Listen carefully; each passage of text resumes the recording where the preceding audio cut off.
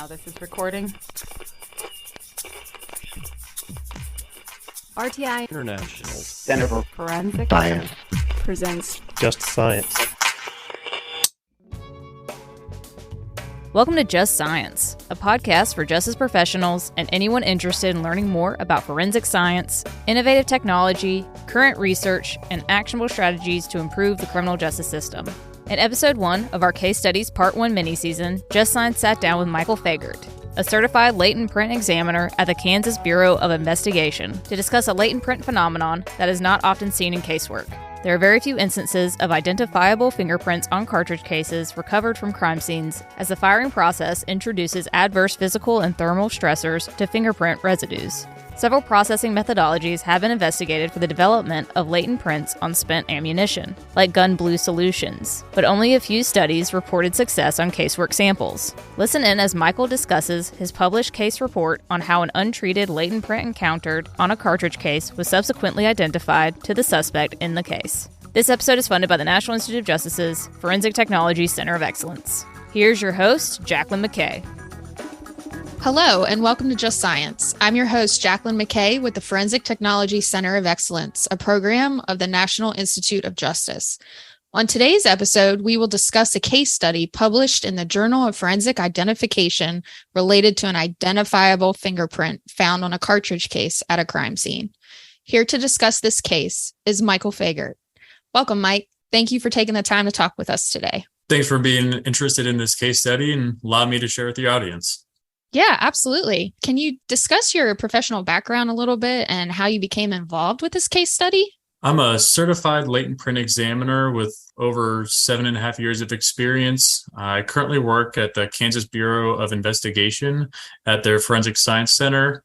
I've been with the KBI for a little over a year now. Prior to that, I was at the Kansas City, Missouri Crime Laboratory in their latent print section.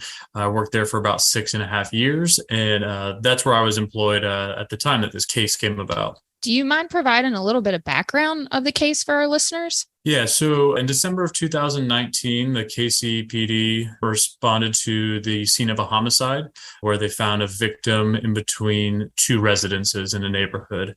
They secured the scene and they talked to some witnesses. The witnesses indicated that they heard some gunshots, and then they observed a male leaving the scene in a black hoodie and black pants. And so while the officers were holding the scene, they noticed an individual at a nearby residence that matched those descriptions. So they took that individual into custody for further investigation. At the same time, our CSI technicians responded to the scene to process that scene. Part of their scene processing, they collected 4 cartridge cases, one being near the victim's body, one near the door to the victim's residence, one near the driveway, and one near a nearby street. This is the evidence that was then collected and brought back to the lab and submitted for us for examination. So based on the evidence that was collected in this case, was there anything interesting about it? The crime scene technician who responded to the scene, she was notorious for always reviewing her photos when she got back to the lab to see, am I capturing everything in focus? Is there anything that she could do better going forward? And one thing that she noticed while reviewing her photographs was a visible latent print on one of the cartridge cases. It happened to be the one near the street, but this cartridge case had already been swabbed on the scene by the crime scene technician. So she brought those photographs to our latent print supervisor, and he thought it was something that we could definitely look into and do some more work. And so he brought it back to the examiners in our section and looked to see if somebody was able to work on it. Fortunately for me, I wasn't in the middle of anything and thought it was super interesting, so I volunteered to work the case. So after the cartridge case was swabbed, could you guys still find a print on the cartridge case? Yes. So kind of how it worked was I got these crime scene photographs and I analyzed the photograph of the cartridge at the scene and was able to determine that that print was of value and was able to compare it to a suspect and identify that suspect. Was still interested to see if there was anything remaining on the cartridge case or anything that still remained there. So was able to request that evidence from our firearms section, and that impression was actually still intact on the cartridge case. Previously, I worked as a crime scene investigator for several years, and I don't ever recall getting latent print impressions of value on cartridge cases. This instance is quite unique. So as luck would have it, the crime scene photograph actually depicted the latent print. And as we know, the fingerprint probably didn't go all the way around the cartridge case. So had the fingerprint not shown up in the photo, this case may have never happened. Does that sound accurate? Yeah, if the crime scene technician didn't review her photos, this is some evidence that we could have missed. And it would be kind of a missed opportunity for me to do some investigation and a missed opportunity to present this to the community of instances in which fingerprints might persist through the firing process. Not only is this very rare, it seems like we got lucky in this case. For sure. So what made you want to pursue research into figuring out how this print lasted on the cartridge case through the firing process? It was definitely a very rare occurrence. We here in the field, and studies have shown that the firing process of a firearm exerts physical and thermal stressors on any latent impressions that could be on those cartridge cases. So it's not something that happens very often, and something that's very interesting to me. And I've been fortunate enough to do some research. While that we were able to find that impression still intact on that casing, I thought it would be very beneficial to find out how this happened and then also share with the community because it is such a rare occurrence. Can you talk through a little bit more about the trace analysis that was done? So originally I thought that this impression could have been etched into the metal of the cartridge case. We've read about the interactions of fingerprint residue having a corrosive nature on cartridge cases, creating an etched impression. So to test that, I took the end of a DNA swab and just lightly scraped along the edge of the impression. And this really easily removed that residue, confirming that it wasn't etched. These nickel-plated and nickel composition cartridge cases are corrosion resistant. So that explains why the residue is easily removed. So at that point, I took the cartridge case over to the trace evidence section where they collected a scraping of the latent residue that they could run some additional tests on. And so they did an FTIR analysis, which is the Fourier transform infrared spectroscopy. They also did micro X-ray fluorescence to look at any potential inorganic components that were present, and a pyrolysis gas chromatography mass spectrometry analysis for any organic components of the residue. And were there any major findings from those trace analysis? I think there were some significant findings that could indicate what the residue potentially was. The X-ray fluorescence, it didn't reveal any foreign inorganic materials. So no additional inorganic materials were present. The pyrolysis analysis, the results were too minimal to cross the threshold, so they weren't able to make any definitive analysis of what those components could be. But the FTIR analysis is what provided the most informative information that was present. With the spectra that were generated from the FTIR samples of the scraping, the key peaks of those spectra were highlighted by the trace examiner. And I compared those peak numbers to a table that I found of known acrin and sebaceous deposits, so what peaks they have in their spectra, and found a great deal of correspondence between this scraping from the cartridge case and those in that table. So while these components aren't exclusive to fingerprint residues, it is an indication that this very well could have been just natural fingerprint residue that survived through the firing process. Okay, so you talked about your theories behind whether the fingerprint was etched into the casing, and then you talked about all the trace analysis that was involved with determining whether this was normal ecrin or sebaceous fingerprint on the casing.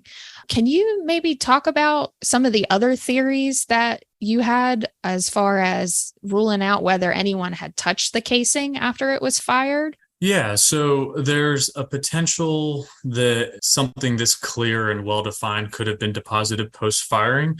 Mentioned the witness statements about observing someone leaving the scene after the gun shots were heard.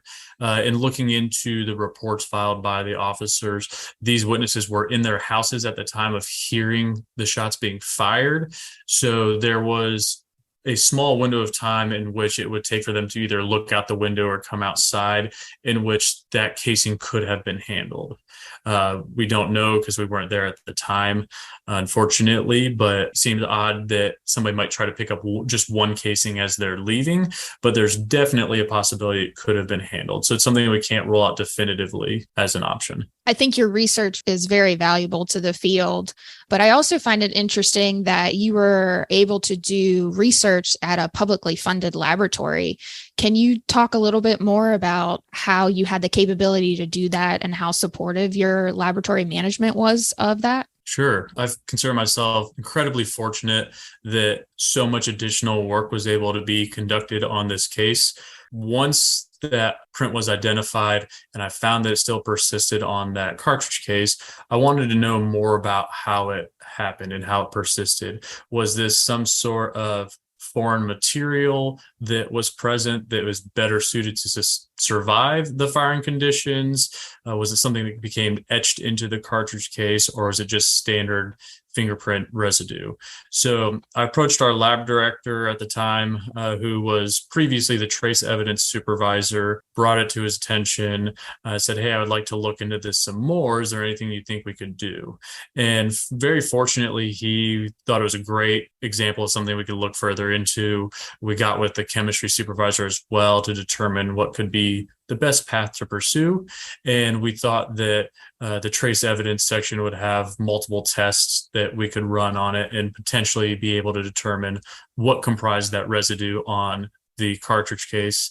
And then we're also able to run the DNA swab that was collected as well. And when you wrote this case report, you did a literature review, and were you able to find any publications that pertain to identifiable prints found on casings in casework? So I was able to find a few publications involving casework samples. The vast majority of what I encountered were tests on different development techniques and what would work best on groomed samples in the laboratory. But there were only 3 articles that I found specifically with casework examples. One of those was from a Minneapolis lab where they looked at, I believe it was about 259 casings.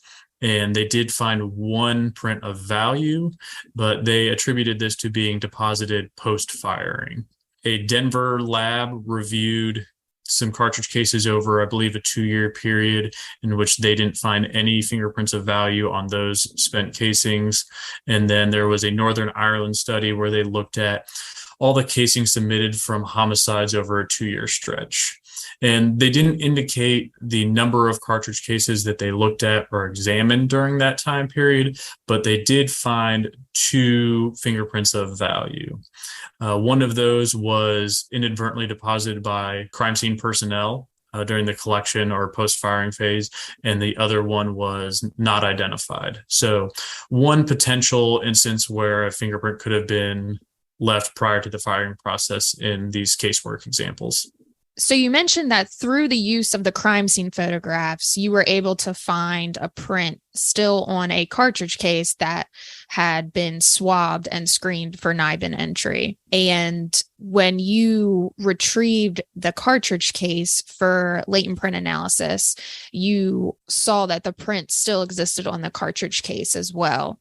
Can you talk a little bit about how you used the photograph and the cartridge case during your latent print analysis and what your results were from that? Yeah, so the first thing I did was I received the crime scene photograph, and there were some interesting limitations with this. Obviously, it was a documentation photograph, so it's from further away, has less resolution when you zoomed in on the image itself. So there's a little bit of pixelation, and the cartridge case wasn't parallel to the film plane. So it's just lying naturally there on the ground. And so there's some little bit of perspective that was off, but just working with that image and doing a little bit of digital enhancements to help with contrast in Photoshop, there was enough information present there in that latent in the crime scene photo to be able to compare it to the known prints of the suspect, and I was able to identify that impression.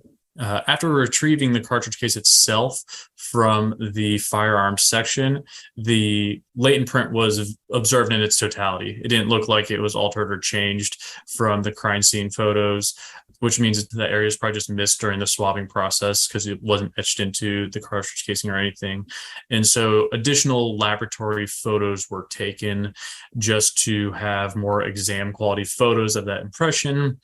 I looked at it, compared it to the crime scene photo, and it was the same ridge detail again, and then also compared that laboratory photo then again to the suspect and was able to identify as well. And did the case gain any information from DNA results on the swabbing of the casing? A DNA analyst did run quantification step on the swab taken, and they found 0.02 nanograms of human DNA from the swab, 0.01 nanograms being male DNA. And in speaking with the DNA supervisor, she indicated that this was a typical amount of DNA that they would encounter on spent casings. And in this instance, it wouldn't be enough DNA to proceed on to the amplification stage and further on down the line. So as a result of this, had any procedural modifications taken place? Prior to me starting at the Kansas City, Missouri Crime Lab, the latent print section conducted an internal review of firearms evidence, and they looked at their success rate of getting usable fingerprints off of live rounds and spent casings and firearms. And they found with the live rounds that they had a 1% success rate in finding any fingerprint detail that was of value for the section.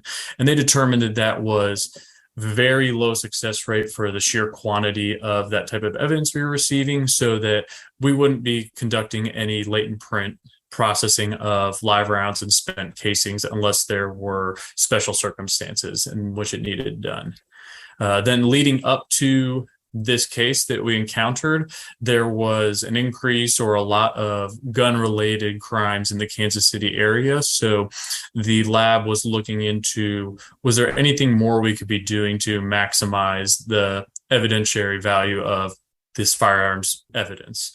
And so our latent print section was looking into methods such as vacuum metal deposition or using a gun blue solution to process those cartridge cases.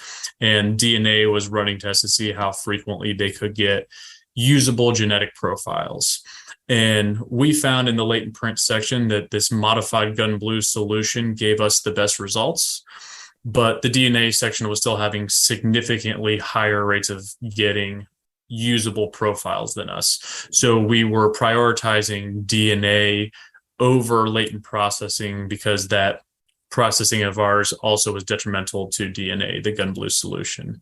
So DNA was prioritized for those cartridge cases up until this spent casing was encountered.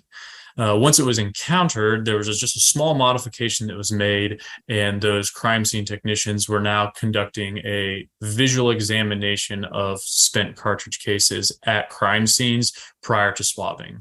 So that way, if they encountered a very large area of ridge detail or something that stood out, it could be directed to the latent print section first, and we could try to find either non-destructive ways to photograph or develop that, or work with DNA on how to best proceed with those ones going forward. So you would say that your study still supports DNA analysis as the prevailing methodology for evidence collection on cartridge cases?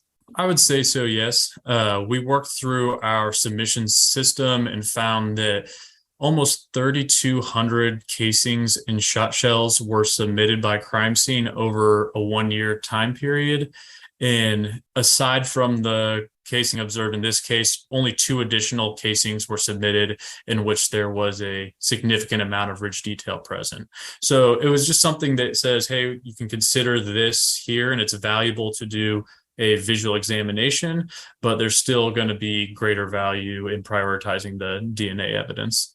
Although this is a very small procedural modification, was there any pushback with the crime scene unit changing the way that they operated at all? Not that I'm aware of. The latent supervisor at the time was a former crime scene supervisor, so I'm assuming we would have heard if they were not a fan of it. I think the way it went fine was it doesn't take a lot of additional time. You're already having to pick them up, and the swabbing process takes a little bit of time to do. So just putting a flashlight on something or looking at it in a light prior to the swabbing isn't super time intensive. So it was kind of an easy adjustment to make. And at the Kansas City Police Department, the crime scene technicians were the ones that actually swabbed the cartridge cases prior to submission to the lab? Yes, they would swab them on scene. Since the publication of your case report, is there any additional testing you wish you could have done or any theories surrounding this case that you're still curious about? I don't think there's any additional testing that I would like done. Fortunately, we were able to be pretty thorough with that residue. Just were unfortunately limited by the quantity that was present. So that kind of limited our results just there a little bit. I would be interested to know for sure when the impression was deposited. My feeling is that it was before firing, but there is that window in which nobody was present to see if it was handled. So I would like to know for sure when, in fact, that impression was deposited. So this case involved several different departments in your laboratory. We got crime scene, trace, latent prints, DNA. How was the experience working with all these different departments? And was the process of collaborating pretty seamless? Yeah, I think it went very smoothly. Obviously, great job by crime scene, not just identifying and collecting the evidence, but reviewing and being willing to come forward and say, hey, here's something that I missed before I swabbed, putting it on to us to be able to work it. And then also the lab director getting other sections involved. There's a very small trace evidence section. So casework can be very extensive for them. It can be short or long based on what's submitted. So the ability for them to work that into their rotation to find out more for something that I was interested in on a personal level that could potentially benefit the field. I think that was amazing. I think it's really great when different sections can communicate with each other and work so fully on a case like this. Do you have any thoughts that you would like to leave our listeners with? I would just say to always be open-minded and looking at how you could improve or modify some of your procedures. There's always weird case examples that come up, and modifications aren't always necessary, but being able to look into how you can tweak how you do something to better serve the customer down the line is always a great thing to be able to do. Mike, it has been a pleasure discussing your case report today. Thank you for taking the time to chat with me about this interesting phenomenon. Thanks for having me on and giving me the opportunity to talk a little bit more about this case. If you enjoyed today's episode, be sure to like and follow Just Science on your platform of choice. For more information on today's topic and resources in the forensics field, visit forensiccoe.org. I'm Jacqueline McKay, and this has been another episode of Just Science. Next week, Just Science sits down with Stacy Cheprin to discuss a case involving trace and digital evidence that solved a pedestrian hit and run. Opinions or points of views expressed in this podcast represent a consensus of the authors and do not necessarily represent the official position or policies of its funding.